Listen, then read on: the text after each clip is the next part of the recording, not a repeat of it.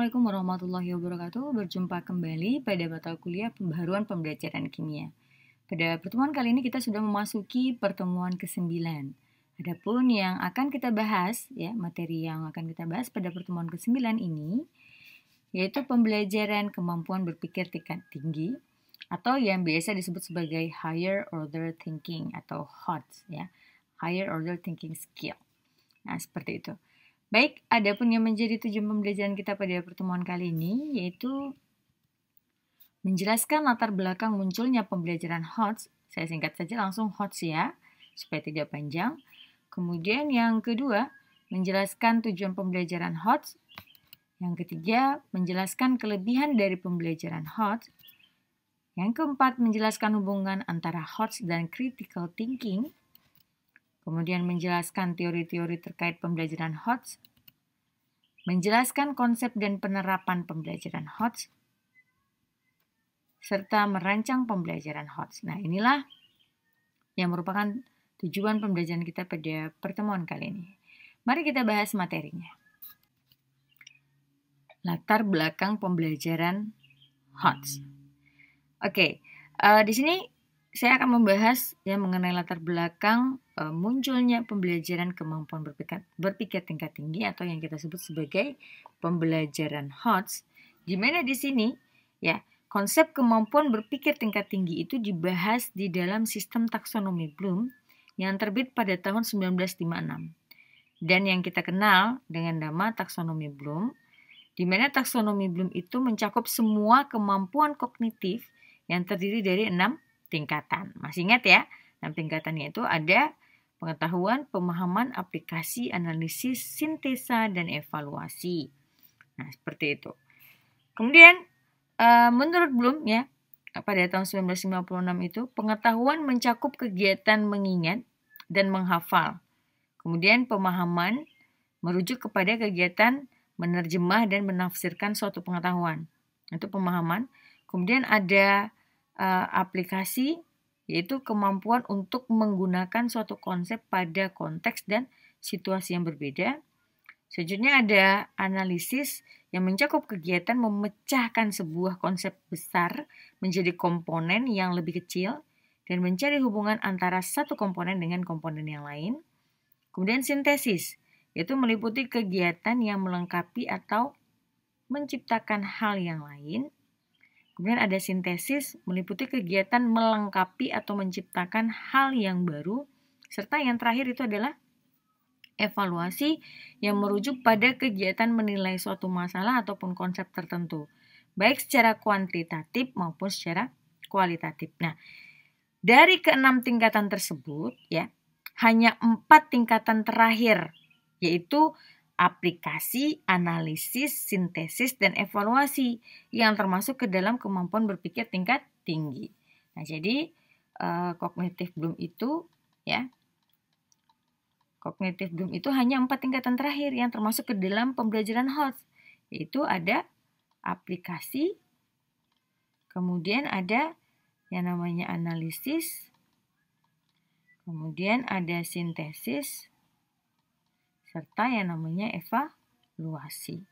Nah, itu dia yang masuk ke dalam kemampuan berpikir tingkat tinggi. Sedangkan 2 tingkatan lainnya, yaitu yang pertama dan yang kedua, yaitu pemahaman dan pengetahuan dan pemahaman, itu termasuk ke dalam kemampuan berpikir tingkat rendah atau yang kita kenal dengan LOTS. Seperti itu ya. Jadi di sini ada pemahaman. Ini adalah HOTS. Pemahaman dan pengetahuan itu adalah LOTS. Nah, seperti itu. Oke, nah itu dia. Nah, di dalam perkembangannya kita tahu bahwa taksonomi Bloom itu kan kemudian direvisi oleh Anderson itu pada tahun 1990. Di mana terjadi perubahan. Perubahan di mana nama dari ke-6 tingkatan ini yaitu yang tadinya menggunakan kata benda. Ini kan menggunakan kata benda aplikasi, analisis, sintesis, evaluasi, pemahaman, pengetahuan.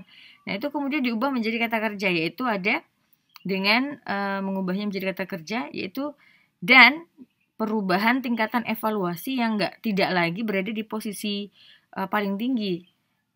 dan yang digantikan oleh menciptakan. Nah, jadi evaluasi tadi kan ini mungkin kita sudah kita pelajari sebelumnya ya. Nah, evaluasi tadi itu bergeser, dia tidak lagi di puncaknya ya, tidak lagi di puncaknya, tetapi dia bergeser, istilahnya itu digantikan oleh menciptakan, seperti itu ya. Jadi sintesis. Nah, di sini kata kerja dalam bentuk kata kerja. Jadi Anderson itu pada tahun 1990 itu, Anderson and Cardwell itu melakukan suatu perubahan ataupun revisi dari taksonomi Bloom yang semulanya ya, diingat lagi ya, semulanya katanya itu adalah berupa kata benda, kemudian diubah menjadi kata kerja. Jadi di sini kalau aplikasi jadi mengaplikasikan, analisis menganalisis, sintesis mensintesis, evaluasi mengevaluasi, kemudian pemahaman memahami, pengetahuan mengetahui ataupun mengingat, remembering. Oke, kemudian di tahap untuk menciptakan itu digantikan dengan mengevaluasi, maksud saya itu digantikan oleh menciptakan. Nah, seperti itu. Ya, inilah yang menjadi perubahan dalam taksonomi Bloom. Nah, selanjutnya ya, pembelajaran kemampuan berpikir tingkat tinggi itu dasarnya adalah kognitif Bloom.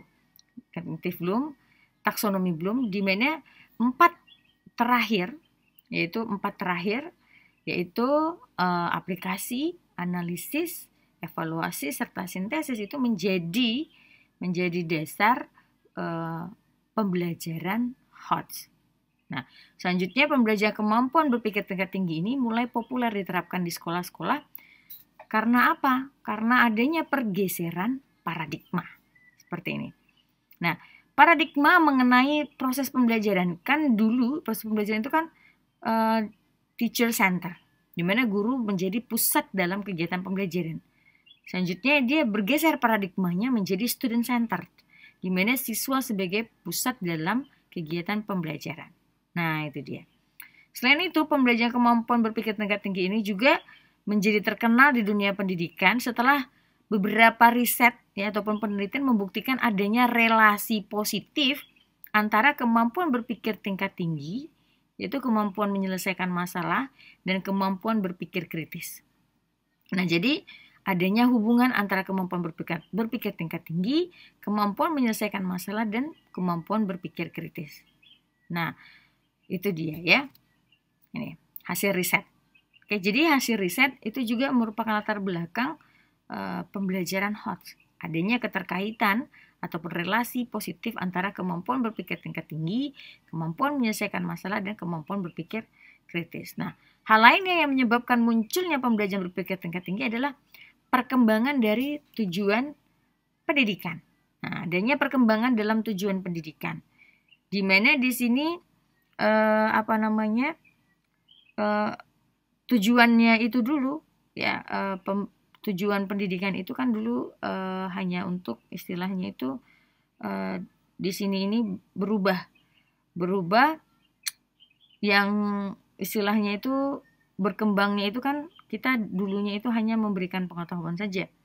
Nah, sekarang tujuan pendidikan itu lebih mengarahkan kepada menyiapkan siswa agar menjadi pribadi yang sukses dan mampu mencukupi kebutuhan sendiri. Seperti itu.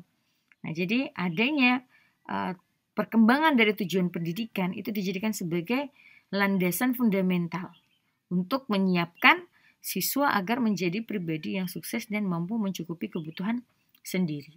Seperti itu. Nah, itu dia. Sekarang kita bahas mengenai sifat kegiatan pembelajaran HOTS. Ya, sifat dari kegiatan pembelajaran HOTS. Nah, kita tahu bahwa kecenderungan untuk menerapkan kemampuan berpikir tingkat tinggi di sekolah itu pasti akan memunculkan sebuah pertanyaan baru tentang model pembelajaran yang dapat kita kategorikan sebagai pembelajaran kemampuan tingkat tinggi atau HOTS kan, seperti itu.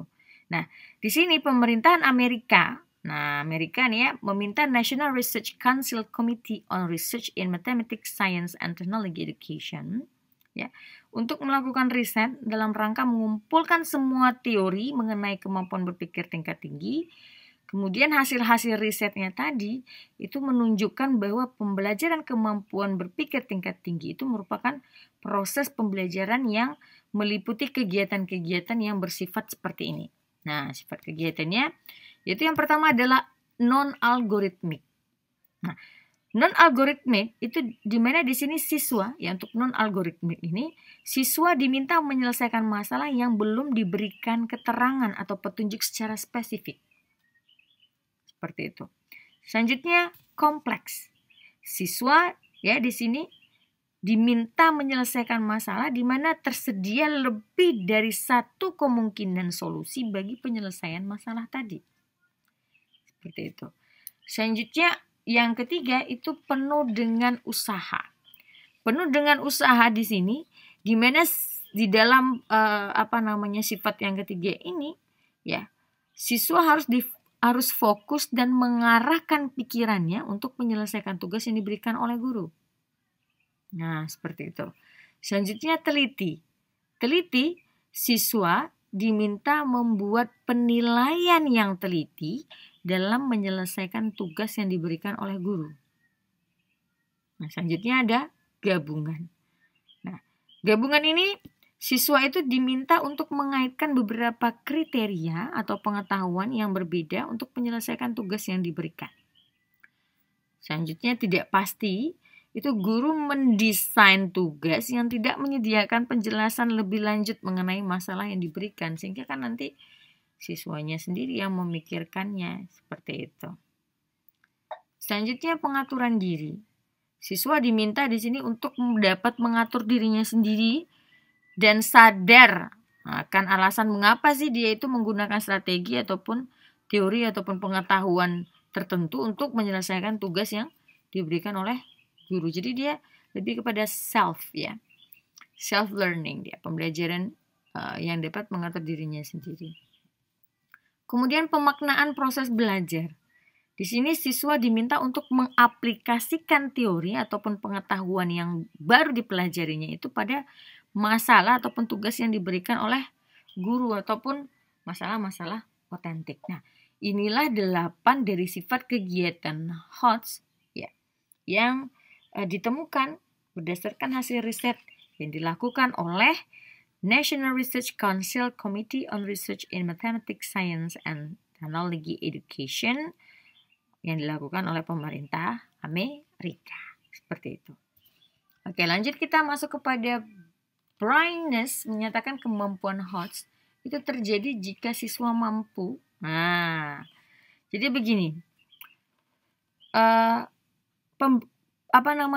Kemampuan HOTS itu ya hanya bisa terjadi jika siswa kita itu memiliki keadaan seperti berikut ini, atau siswa kita itu mampu untuk memvisualisasi. Nah, jadi visualisasi ini maksudnya siswa tadi mampu memvisualisasikan masalah dengan diagram ataupun grafik ataupun bentuk lainnya. Jadi dia bisa memvisualisasikan problemnya ke dalam bentuk-bentuk tertentu. Apakah itu gambar, apakah itu diagram ataupun grafik dan sebagainya. Seperti itu. Selanjutnya dia bisa membedakan antara informasi yang relevan ataupun yang tidak relevan dengan topik yang sedang didiskusikan. Nah, itu dia. Selanjutnya yang ketiga, penyebab dan alasan. Nah, jadi di sini siswa itu harus mampu mencari penyebab ataupun alasan, dalam istilahnya itu yang terkait dengan masalah-masalah yang sedang dibahas, seperti itu, ataupun yang sedang didiskusikan. Selanjutnya yang keempat, solusi. Membuat solusi di sini. Jadi dia mencoba membuat solusi untuk menyelesaikan masalah yang sedang didiskusikan. Seperti itu. Selanjutnya yang kelima itu perspektif. Nah, jadi di sini perspektif itu maksudnya apa? Siswa tadi melihat suatu masalah itu dengan perspektif yang berbeda-beda. atau lebih dari satu. Jadi dia memandang suatu problem itu dari beberapa aspek. Apakah dia memandang suatu problem itu dari aspek pendidikannya, apakah dari aspek lingkungannya, apakah dari aspek ilmu pengetahuannya, apakah dari aspek kesehatan dan segala macam. Nah, jadi dia bisa melihat suatu masalah itu dari berbagai jenis aspek. Misalnya, ya, kita ingin membuat siswa tadi itu berpikir ya tentang bagaimana solusinya di masa pandemi ini untuk pembelajaran. Nah, di sana dia kan akan melihat problemnya adalah ketika proses pembelajaran tadi itu yang semulanya face to face berubah menjadi virtual learning, kan seperti itu.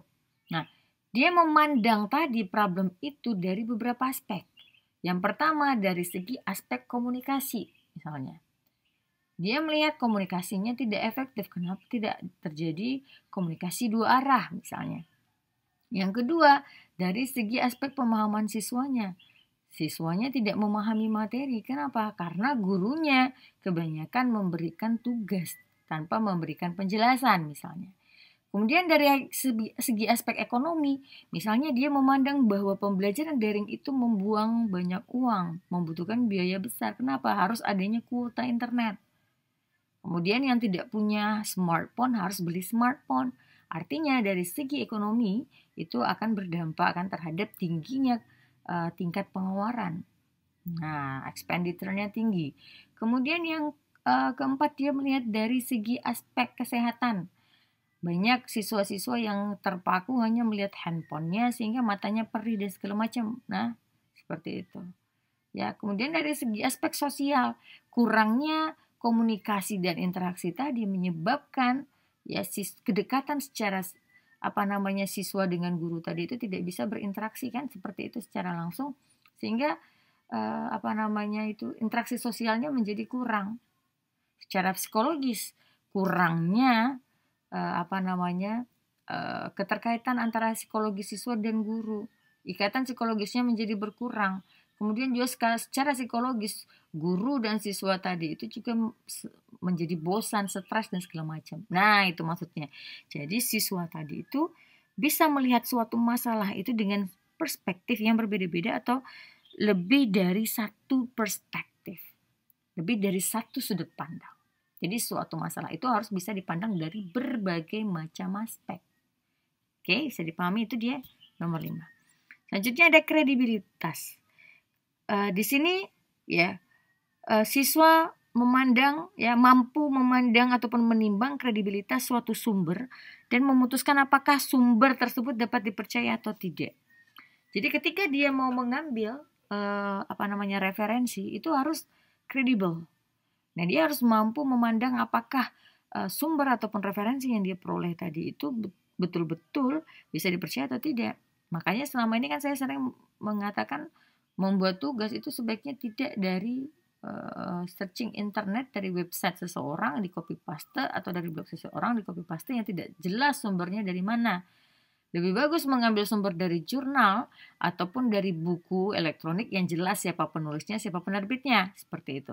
Daripada mengambil anonim, ya karena kita hanya mengutip dari internet atau blog seseorang di website, seperti itu.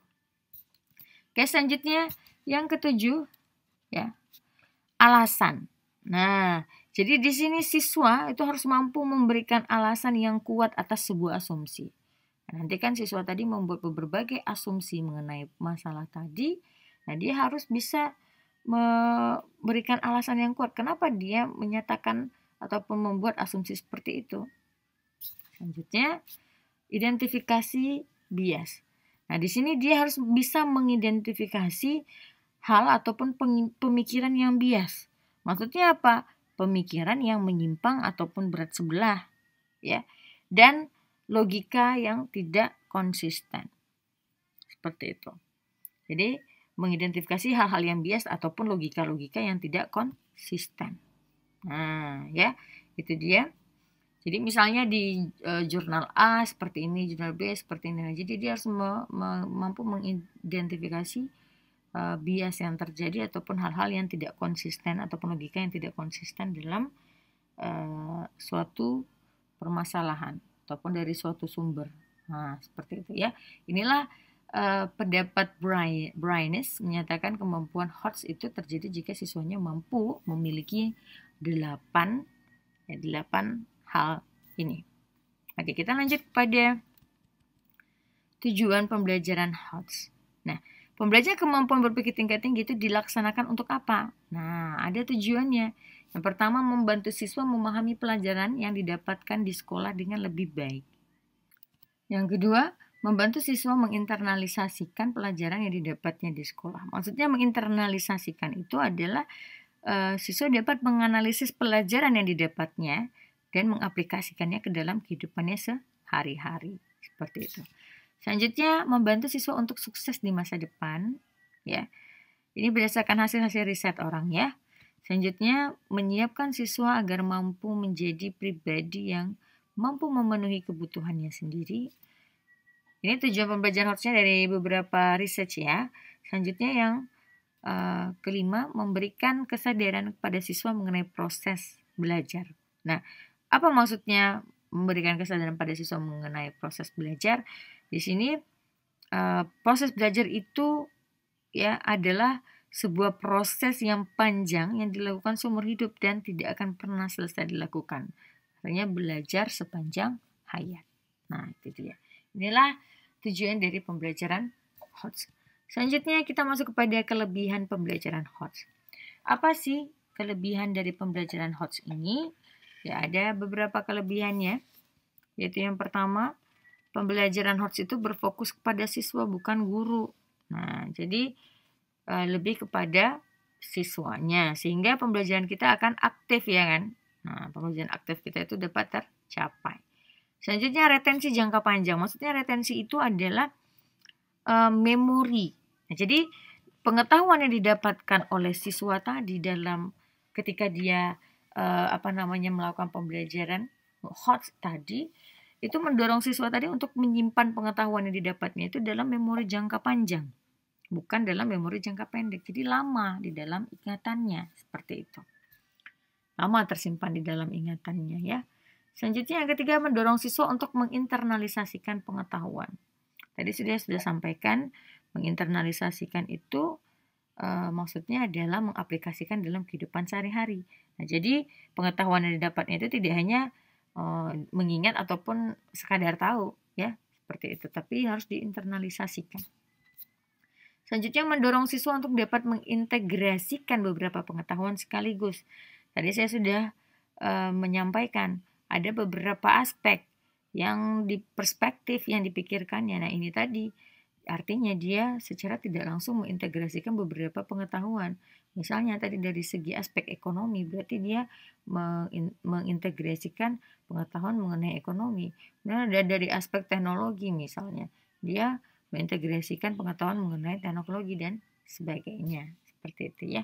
Kemudian yang terakhir, membantu siswa untuk menghadapi situasi di dunia nyata. Karena di sini adalah tadi kita siswanya tadi itu menginternalisasikan pengetahuannya di dalam kehidupannya sehari-hari, tentu ini akan membantu siswa tadi untuk menghadapi situasinya di dunia nyata. Seperti itu ya, ini kelebihan pembelajaran HOTS. Selanjutnya kita masuk kepada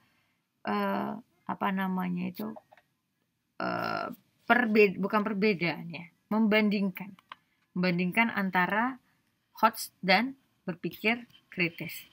Nah, di sini bagaimana sih HOTS versus kemampuan berpikir kritis?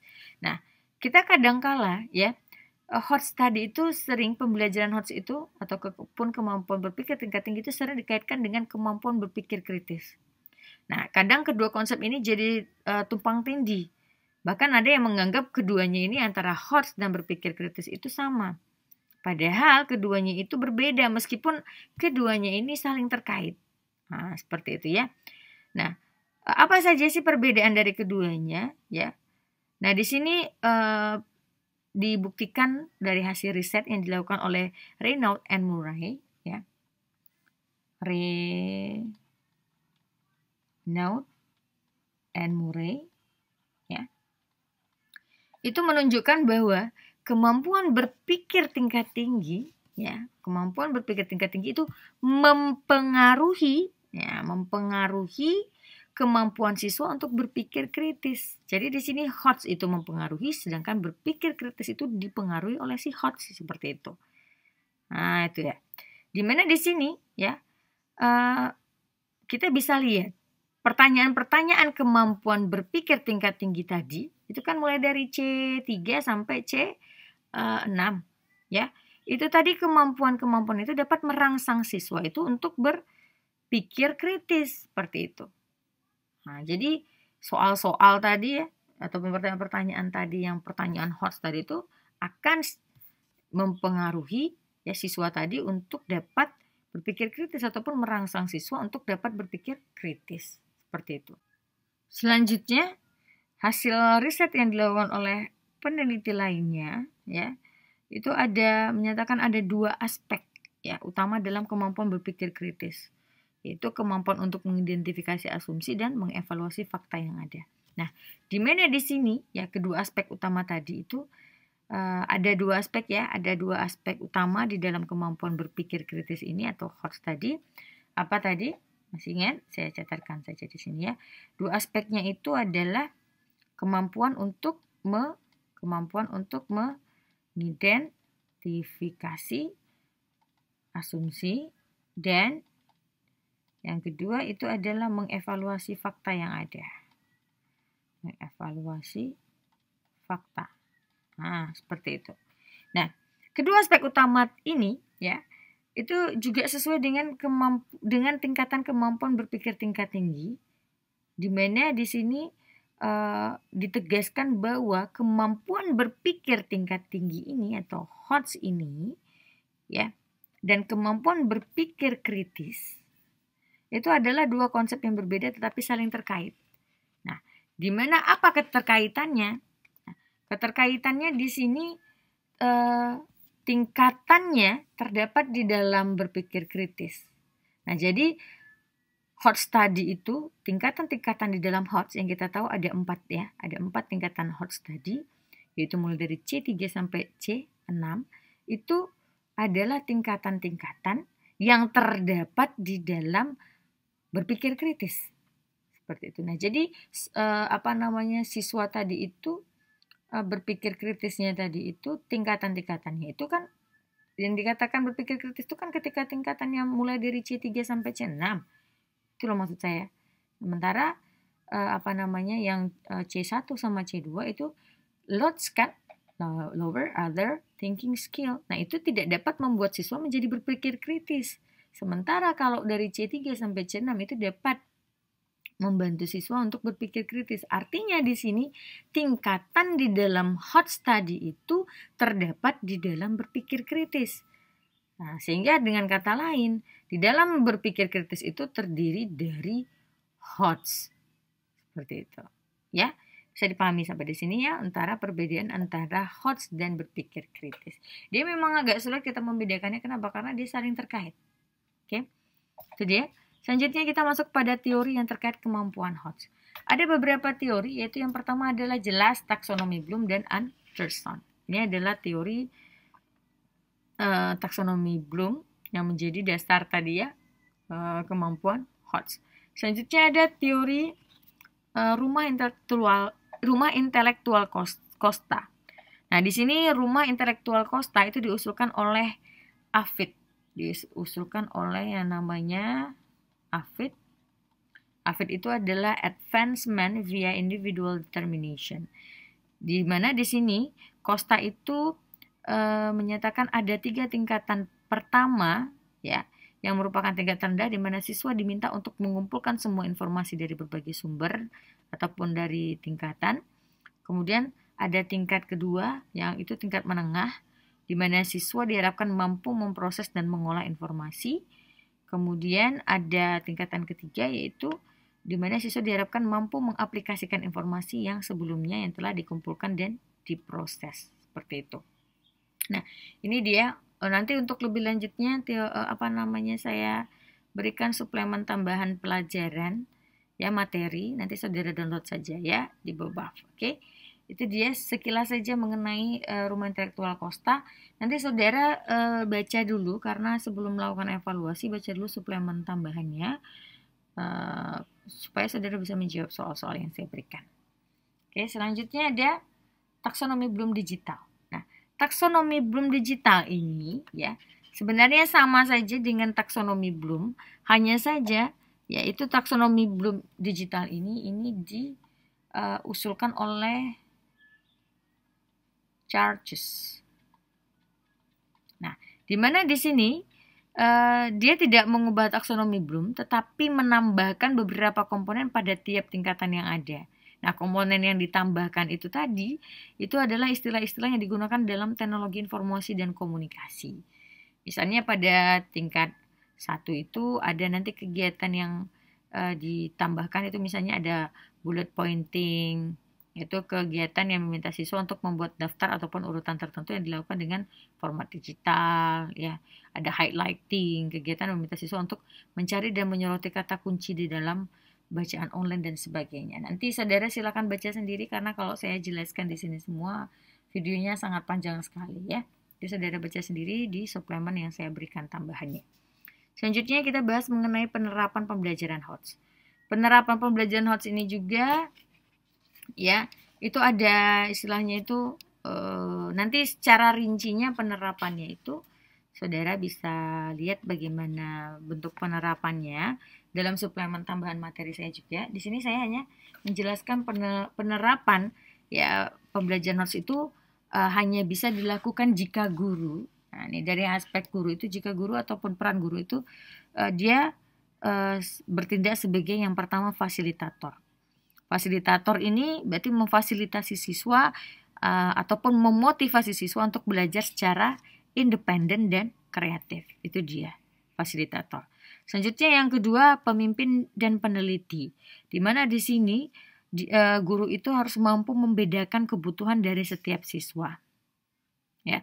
Selanjutnya pendidik kreatif, di mana nanti guru di sini harus menyediakan berbagai kesempatan kepada siswa untuk belajar. Selanjutnya, memahami belajar sepanjang hayat. Nah, pendidik ya, dia harus menyadari bahwa belajar itu adalah proses yang tidak pernah berhenti dilakukan seumur hidup. Dan guru itu tidak diharuskan untuk mengajarkan semua hal kepada siswa, tapi dia cukup memfasilitasi siswa tadi agar dia mau belajar sendiri atau belajar secara independen dan kreatif. Seperti itu. Nah, ini dia. Jadi pembelajaran HOTS itu guru itu dalam penerapannya guru memiliki beberapa peran. Oke, perannya yang 4 ini. Selanjutnya, bagaimana, kapan sih sebenarnya pembelajaran HOTS itu efektif? Nah, pembelajaran HOTS itu bisa efektif jika siswanya itu aktif. Nah, kalau siswanya tidak aktif ya nggak bisa pembelajaran HOTS tadi itu diterapkan. Kenapa? Karena siswa yang aktif itu dia akan membangun dan mencari pengetahuannya, dan nggak hanya istilahnya itu menerima pengetahuan begitu saja dari guru, tetapi dia membangun ataupun mencari sendiri pengetahuannya. Itu maksudnya siksa aktif di sini. Kemudian siswa fokus. Di sini siswa fokus ini maksudnya apa? Siswa tadi itu fokus dalam mencari informasi ya, mencari informasi yang terkait dengan permasalahan yang diberikan oleh guru. Nah, seperti itu. Nah, jadi dia tidak hanya berfokus pada data-data yang ada saja yang disediakan oleh guru, tapi dia fokus juga mencari ataupun mengumpulkan informasi-informasi dari sumber-sumber lainnya, tidak hanya bersumber dari guru. Selanjutnya kolaborasi interaksi antar siswa, di mana di sini dalam pembelajaran HOTS itu bisa efektif ketika siswa tadi bisa berkolaborasi, bekerja sama dengan siswa-siswa lainnya, ataupun melakukan interaksi. Karena walau bagaimanapun sebuah pemikiran itu akan dikalahkan oleh banyak pemikiran. Artinya ketika kita membuat suatu kesimpulan dari berbagai macam pemikiran itu akan lebih general dibandingkan dengan kita hanya membuat kesimpulan berdasarkan satu pemikiran saja. Saya dipahami, maka itu pentinglah kolaborasi ataupun interaksi dengan siswa lainnya. Karena setiap siswa itu punya pemikiran yang berbeda-beda, mungkin sudut pandangnya juga berbeda-beda, sehingga kita menghasilkan suatu kesimpulan yang lebih general. Selanjutnya ada sistem evaluasi. Di sini ada sistem evaluasi yang harus kita lakukan untuk apa? Untuk menguji kemampuan berpikir tingkat tinggi tadi. Sistem evaluasinya ya bisa lewat soal-soal kan, soal-soal HOTS. Nah, seperti itu. Oke, ini dia yang menjadi penerapan di dalam pembelajaran HOTS, kapan pembelajaran HOTS tadi efektif. Seperti itu. Dan apa sih peran guru di dalam penerapan pembelajaran HOTS? Nah, untuk penerapannya sendiri nanti saudara bisa baca di suplemen tambahan materi yang saya berikan. Oke.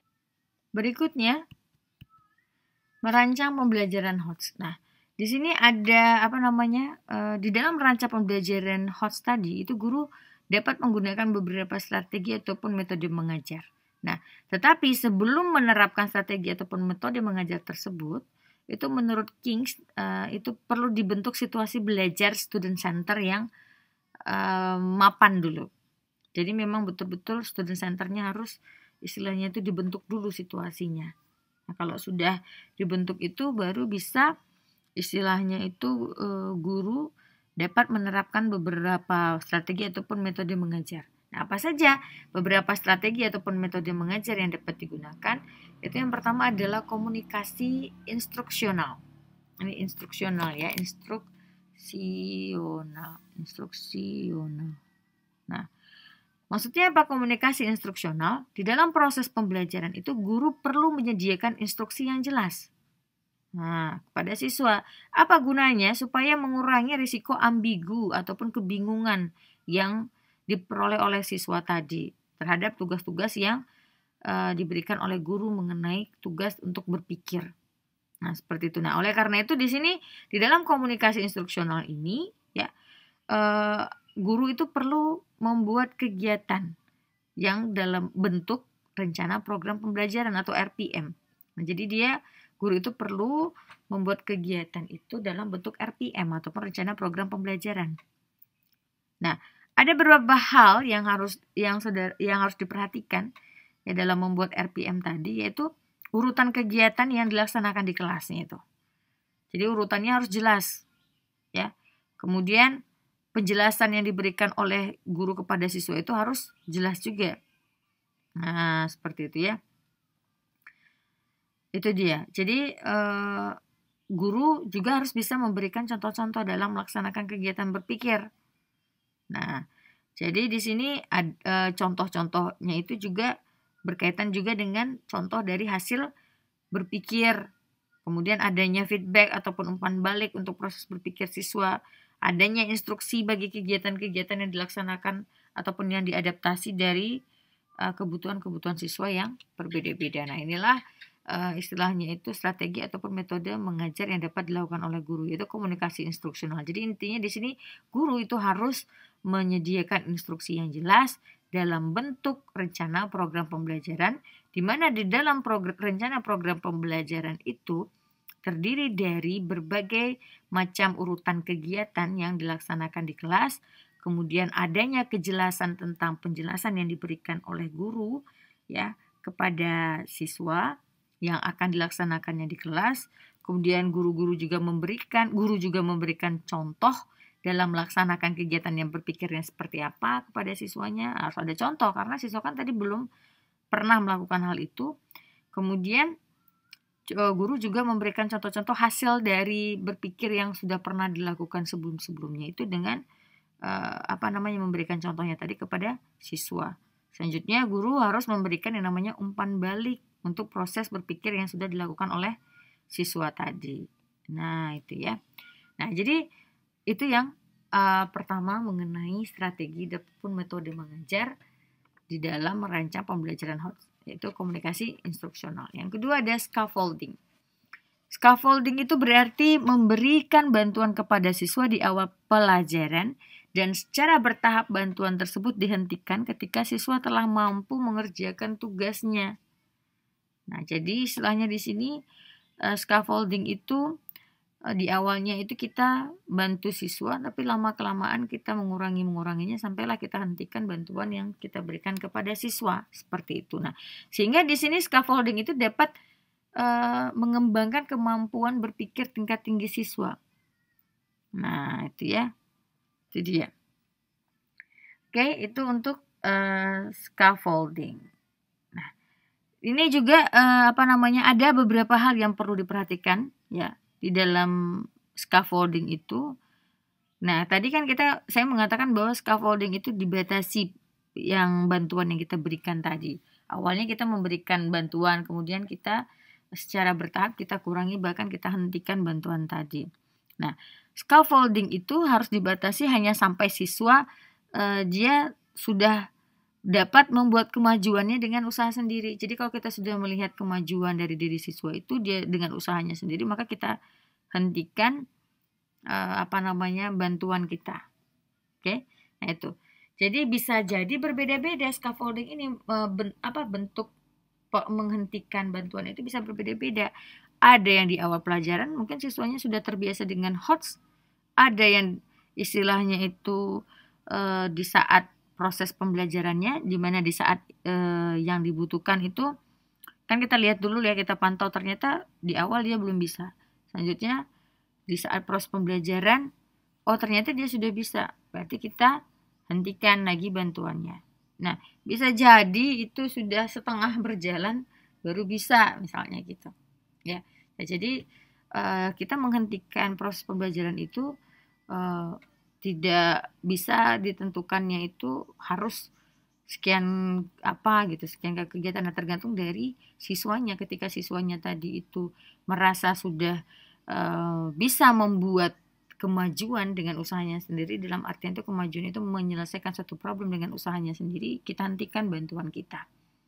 Tapi jangan sampai di akhir nggak bisa-bisa ya, jadi kapan dia akan belajar untuk pembelajaran HOTS, seperti itu.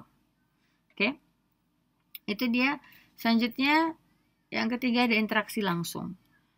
Nah, interaksi langsung di sini bukan interaksi langsung, salah nih ya, bukan interaksi langsung tapi instruksi langsung maksud saya. Salah ketik ini, instruksi langsung. Nah, instruksi langsung ya di sini meliputi kegiatan teacher center, di mana di dalam kegiatan teacher center tadi guru itu harus membuat instruksi langsung agar menjadi lebih efektif. Nah, kenapa? Karena di sini instruksi langsung itu akan lebih kamu tolong ini ya, kamu tolong itu ya. Nah, jadi itu akan lebih efektif. Nah, seperti itu. Dibandingkan kita memberikan instruksi tidak langsung. Seperti itu. Nah, di sini ada beberapa strategi yang dapat dilakukan dalam instruksi langsung. Yang pertama yaitu mengkombinasikan instruksi langsung dengan instruksi untuk tugas. Nah, gitu. Kemudian menghindari ya memberikan instruksi langsung yang terlalu panjang. Jadi guru itu kalau mau memberikan instruksi langsung itu sebaiknya instruksi yang diberikan itu singkat. Nah, kira-kira mungkin 5 menit. Nah, kenapa? Karena hal yang dipelajari dari instruksi langsung itu seperti ceramah itu akan semakin menurun seiring bertambahnya dengan durasi ceramah gitu. Ya. Itu dia. Kemudian membatasi penggunaan instruksi langsung. Jadi kita nggak boleh instruksi langsung aja semua, tapi harus kita batasi. Nah, sesuai dengan yang pertama tadi di scaffolding tadi, di awal saja mungkin kita memberikan instruksi langsung, mungkin sekitar 5 menitan, selanjutnya siswa diminta mengerjakan sendiri.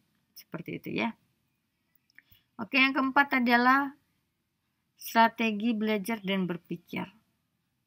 Strategi dalam belajar atau yang biasa kita sebut sebagai strategi kognitif itu meliputi kegiatan berlatih ya ataupun menerangkan ataupun mengorganisir dan mengatur proses berpikir. Nah, strategi belajar dan berpikir itu juga meliputi kegiatan seperti yang tadi, seperti dalam strategi pembelajaran kognitif, di mana di sini kegiatannya itu meliputi kegiatan menyoroti informasi penting, ya, ataupun membuat diagram, ya, ataupun memvisualisasikan ide, ya, itu dia. Ataupun mungkin menggunakan mnemonics yang tentang ilmu cara menghafal, seperti itu. Seperti itu, ya. Itu dia. Ini di dalam strategi belajar dan berpikir. Di mana di dalam strategi belajar dan berpikir tadi itu meliputi berbagai kegiatan yang mirip dengan strategi kognitif. Di mana kegiatannya itu bisa meliputi yang namanya menyoroti informasi penting, memvisualisasikan ide ataupun membuat diagram, serta menggunakan mnemonics, ya.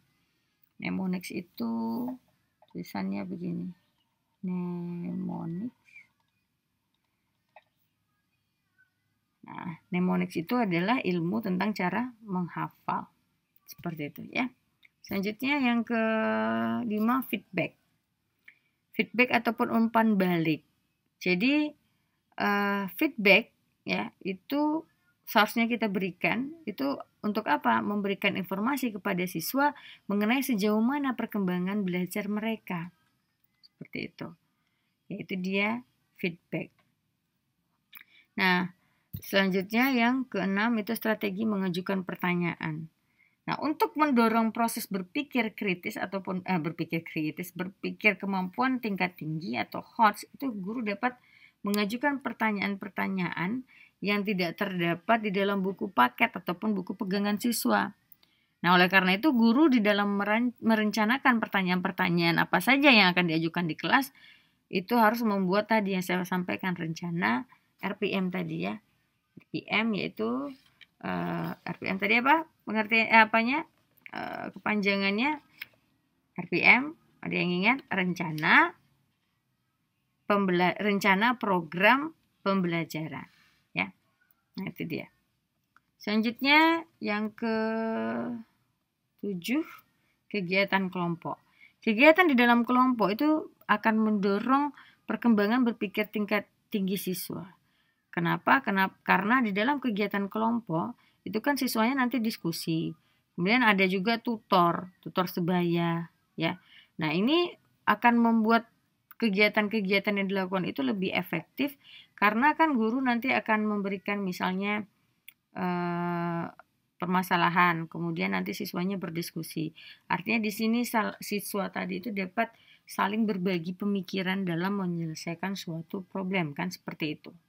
Nah, disinilah nanti istilahnya itu siswa tadi dapat melatih ataupun mendorong kemampuannya dalam berpikir tingkat tinggi, seperti itu.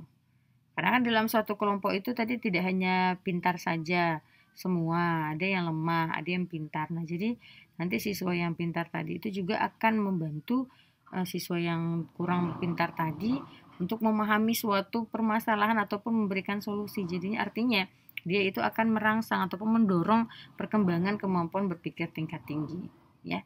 Itu dia. Selanjutnya yang terakhir, media komputer. Nah, komunikasi dengan menggunakan komputer sebagai mediasi itu akan membawa beberapa keuntungan, yaitu akses kepada informasi yang lebih luas ataupun kesempatan bekerja sama dengan siswa lain yang ada di lokasi lain, ya. Nah, jadi di sini kita tidak hanya jika siswa tadi gitu ingin berkomunikasi ataupun berinteraksi dengan siswa lainnya yang berada di sekolah lain, kenapa tidak, kan seperti itu, dengan menggunakan yang namanya media komputer. Di mana di dalam media komputer itu siswa juga bisa menggali informasi-informasi yang ada ataupun mengakses informasi secara luas yang ada di internet. Nah, seperti itu, ya. Ini dia. Di sini juga pembelajaran yang dibantu oleh komputer, ya, atau pembelajaran berbasis komputer, jika kita kombinasikan dengan pembelajaran biasa, itu akan dapat meningkatkan motivasi, ya, sikap ataupun pencapaian akademik siswa yang lebih baik. Nah, ini dia merancang pembelajaran HOTS. Oke, selesai.